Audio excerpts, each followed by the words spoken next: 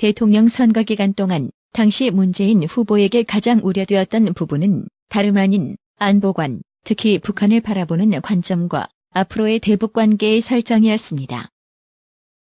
한반도를 둘러싼 국제 정세가 급박하게 돌아가며 그 어느 때보다 지도자의 안보관과 역할이 중요한 가운데 문 대통령이 과거 운동권 출신인 NLD 임종석과 PD계 조국을 각각 비서실장과 민정수석 자리에 임명한 것은 충격 그 자체였습니다.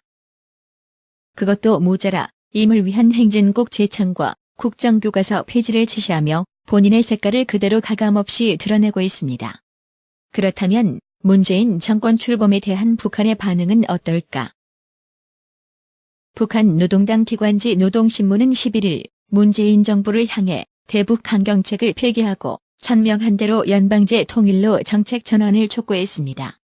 또한 한미연합 군사훈련과 대북전단 살포 중단, 국가보안법 폐지 등을 요구하고 나섰습니다. 노동신문은 이날 자주 통일의 휘황한 앞길을 밝힌 불멸의 대강이란 제목의 글에서 남조선 당국은 위세에 추종하며 그와 야합하여 동족을 반대하는 무분별한 정치 군사적 도발과 전쟁 연습을 벌리는 반민족적인 범죄 행위를 걷어채워야 한다고 했습니다. 말을 존나게 어렵게 하는데 한마디로 한미동맹 폐기하고 미군 철수하라는 겁니다. 또한 노동신문은 내외에 천명한 대로 연방제 방식의 통일을 실현하는 대로 정책 전환을 해야 한다라고 주장했습니다. 이어 남조선 당국은 동족 대결 관념을 버리고 상대방을 대하는 태도부터 바로 가져야 한다며 북과 남은 서로 상대방을 존중하며 통일의 동반자로서 함께 손잡고 북남 관계 개선과 조국 통일운동의 새로운 장을 열어나가야 한다고 강조했습니다. 북한 노동당 기관지인 노동신문뿐만 아닙니다. 북한은 조선중앙통신과 조선중앙TV 등 관영 매체를 통해 이례적으로 문 대통령의 당선 소식을 일제히 보도했습니다. 남조선 인민들의 한결같은 요구에 의해서 대통령직에서 파면당한 것으로 하여 조기에 치러진 선거였습니다. 제가 왜 이례적이라는 표현을 썼냐 하면 북한은 지난 2012년 대선 당시엔 박근혜 대통령 이름을 거명하지 않은 채 새누리당 후보가 당선됐다고만 짧게 보도했고 이명박 대통령이 당선된 2007년 대선 때는 선거 결과에 대한 소식을 아예 전하지 않았기 때문입니다.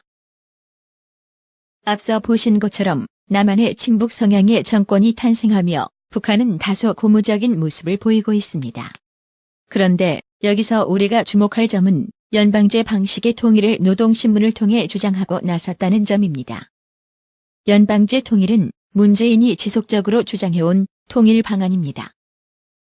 문재인은 2011년 2월 12일 한국일보와의 인터뷰에서 김대중, 노무현 정부를 거치면서 국가연합 혹은 낮은 단계의 연방제에 이를 수 있다는 희망을 품을 정도가 됐다라며 하지만 지금은 통일은커녕 전쟁을 걱정해야 한다라고 말했습니다.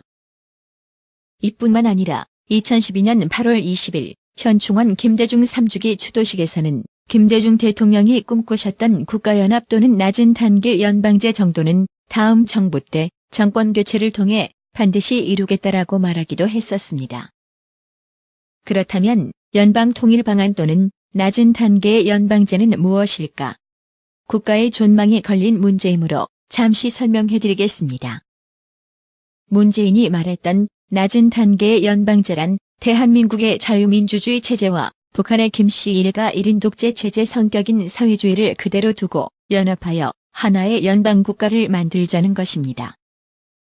즉, 하나의 국가, 하나의 민족, 두 개의 체제, 두 개의 정부 유지를 채택하되 외교권 및 군사권은 양측이 소유하자는 것입니다. 형식적으로 봐도 통일이란 이름만 붙였다 뿐이지 정작 대부분의 중요 사항들이 통일되지 않습니다. 극단적으로 말하자면 그저 다른 나라들끼리 명확한 조율 장치도 없이 우리 서로 잘 지내봅시다 하는 무책임한 약속밖에 되지 않는다는 점입니다. 또한 통일의회를 구성할 때 인구 비례에 준하지 않고 지역수에 의해 국회의원을 뽑는다고 가정해봅시다. 지역수가 비슷한 북한과 남한은 비슷한 수의 국회의원을 가져야만 합니다. 그러나 북한은 조선노동당 이외에는 모두 형식적인 정당이며 남한은 다당제로서 많은 정당들이 치고받고 싸우고 있습니다. 따라서 단일된 의견을 내기 쉬운 북한 측 국회의원들 의사대로 끌려다니게 됩니다. 그렇다면 다른 나라의 전례는 어떨까? 무엇보다 전 세계의 모든 연방제 국가 중 그 어떤 나라도 저 따위로 연방제를 이루는 국가는 없습니다. 그랬다가는 나라가 좆될 확률이 매우 높기 때문입니다. 미국, 캐나다, 브라질, 독일, 스위스 등의 연방제 국가들도 수많은 시행착오를 거쳐가면서 외교권과 국방정책만은 중앙정부에 일임시키고 있고 아직까지 이들 국가에서 자본주의 이외의 경제체제나 대의민주주의 이외의 정치제도를 채택한 주는 단 하나도 나오지 않았습니다. 거기에 더불어 사이가 서로 친밀하다면 모를까 하루가 멀다 하고 무력도발로 치고받고 하는 숙적 사이에 졌던 방식을 도입해서 나라가 잘 굴러갈 거라고 생각한다면 그건 공상에 지나지 않습니다. 참고로 저런 식의 통일을 잠깐 동안 한 전례가 있긴 합니다. 바로 예멘입니다. 군사권을 따로 가지면서도 남예멘 대통령이 군통수권을, 북예멘 국방장관이 연방정부의 국방장관을 위임하지만 각 군의 지휘체계는 기존의 체계에서 따로 노는 형식으로 한 바 있습니다. 외교권과 입법부 구성도 마찬가지였습니다. 물론 당연히 내전이 일어났으며 남예멘, 북예멘에서 가릴 것 없이 교전이 벌어졌고 최종적으로 북예멘이 승리하여 북예멘 주도하의 재통일이 이루어졌습니다. 한마디로 연방제를 실행했다가는 한반도에서 제2의 예멘 내전 사태를 경험하게 될 위험이 충분한 것입니다. 그런데 이런 연방제 통일 구상을 갖고 있는 문재인의 후보 시절 그 어떤 언론도 이런 것을 묻고 따져보는 언론이 없었습니다. 그렇게 국민의 무관심 속에 대통령에 당선되었고 당선 일주일 만에 대통령의 손과 발인 민정수석과 비서실장을 운동권 인사들로 임명하고 임을 위한 행진곡 제창과 국정교과서 폐지를 단행했습니다. 과연 그 다음에는 무엇이 기다리고 있을까? 선거 기간 동안 탈북민들은 무 후보가 당선이 된다면 망명하겠다고 기자회견을 열었었습니다. 그들은 무엇인가 직감하지 않았을까? 앞으로 문재인 정권 하에 벌어질 일들을 예의주시해야 하는 이유입니다.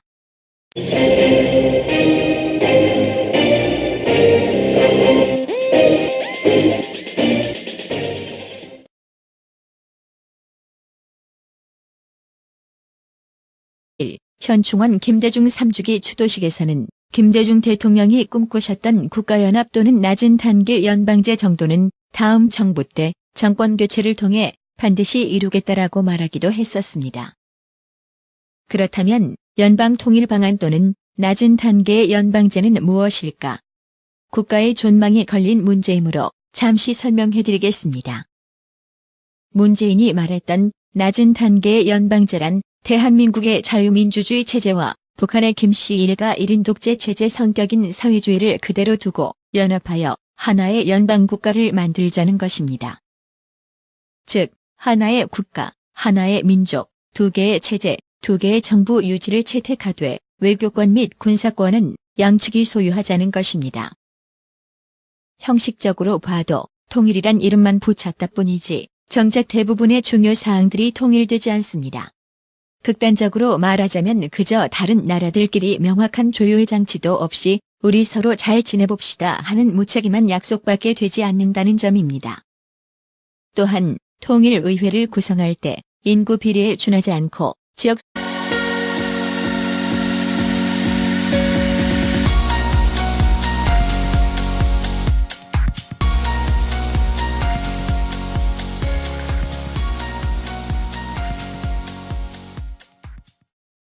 대통령 선거 기간 동안 당시 문재인 후보에게 가장 우려되었던 부분은 다름 아닌 안보관, 특히 북한을 바라보는 관점과 앞으로의 대북관계의 설정이었습니다.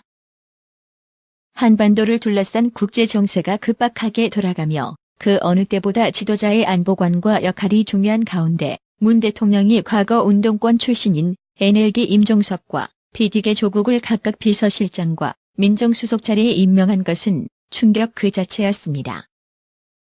그것도 모자라 임을 위한 행진곡 제창과 국정교과서 폐지를 지시하며 본인의 색깔을 그대로 가감없이 드러내고 있습니다. 그렇다면 문재인 정권 출범에 대한 북한의 반응은 어떨까? 북한 노동당 기관지 노동신문은 11일 문재인 정부를 향해 대북 강경책을 폐기하고 천명한대로 연방제 통일로 정책 전환을 촉구했습니다. 또한 한미연합 군사훈련과 대북전단 살포 중단, 국가보안법 폐지 등을 요구하고 나섰습니다. 노동신문은 이날 자주 통일의 휘황한 앞길을 밝힌 불멸의 대강이란 제목의 글에서 남조선 당국은 위세에 추종하며 그와 야합하여 동족을 반대하는 무분별한 정치 군사적 도발과 전쟁 연습을 벌리는 반민족적인 범죄 행위를 걷어치워야 한다고 했습니다. 말을 존나게 어렵게 하는데 한마디로 한미동맹 폐기하고 미군 철수하라는 겁니다. 또한 노동신문은 내외에 천명한 대로 연방제 방식의 통일을 실현하는 대로 정책 전환을 해야 한다라고 주장했습니다. 이어 남조선 당국은 동족 대결 관념을 버리고 상대방을 대하는 태도부터 바로 가져야 한다며 북과 남은 서로 상대방을 존중하며 통일의 동반자로서 함께 손잡고 북남 관계 개선과 조국 통일운동의 새로운 장을 열어나가야 한다고 강조했습니다. 북한 노동당 기관지인 노동신문뿐만 아닙니다. 북한은 조선중앙통신과 조선중앙TV 등 관영 매체를 통해 이례적으로 문 대통령의 당선 소식을 일제수에 의해 국회의원을 뽑는다고 가정해봅시다. 지역수가 비슷한 북한과 남한은 비슷한 수의 국회의원을 가져야만 합니다. 그러나 북한은 조선노동당 이외에는 모두 형식적인 정당이며 남한은 다당제로서 많은 정당들이 치고받고 싸우고 있습니다. 따라서 단일된 의견을 내기 쉬운 북한 측 국회의원들 의사대로 끌려다니게 됩니다. 그렇다면 다른 나라의 전례는 어떨까? 무엇보다 전 세계의 모든 연방제 국가 중 그 어떤 나라도 저 따위로 연방제를 이루는 국가는 없습니다. 그랬다가는 나라가 좆될 확률이 매우 높기 때문입니다. 미국, 캐나다, 브라질, 독일, 스위스 등의 연방제 국가들도 수많은 시행착오를 거쳐가면서 외교권과 국방정책만은 중앙정부에 일임시키고 있고 아직까지 이들 국가에서 자본주의 이외의 경제체제나 대의민주주의 이외의 정치제도를 채택한 주는 단 하나도 나오지 않았습니다. 거기에 더불어 사이가 서로 친밀하다면 모를까 하루가 멀다 하고 무력도발로 치고받고 하는 숙적 사이에 젖단 방식을 도입해서 나라에 보도했습니다. 남조선 인민들의 한결같은 요구에 의해서 대통령직에서 파면당한 것으로 하여 조기에 치러진 선거였습니다. 제가 왜 이례적이라는 표현을 썼냐 하면 북한은 지난 2012년 대선 당시엔 박근혜 대통령 이름을 거명하지 않은 채 새누리당 후보가 당선됐다고만 짧게 보도했고 이명박 대통령이 당선된 2007년 대선 때는 선거 결과에 대한 소식을 아예 전하지 않았기 때문입니다. 앞서 보신 것처럼 남한의 친북 성향의 정권이 탄생하며 북한은 다소 고무적인 모습을 보이고 있습니다. 그런데 여기서 우리가 주목할 점은 연방제 방식의 통일을 노동신문을 통해 주장하고 나섰다는 점입니다. 연방제 통일은 문재인이 지속적으로 주장해온 통일 방안입니다. 문재인은 2011년 2월 12일 한국일보와의 인터뷰에서 김대중, 노무현 정부를 거치면서 국가연합 혹은 낮은 단계의 연방제에 이를 수 있다는 희망을 품을 정도가 됐다라며 하지만 지금은 통일은커녕 전쟁을 걱정해야 한다라고 말했습니다. 이뿐만 아니라 2012년 8월 20일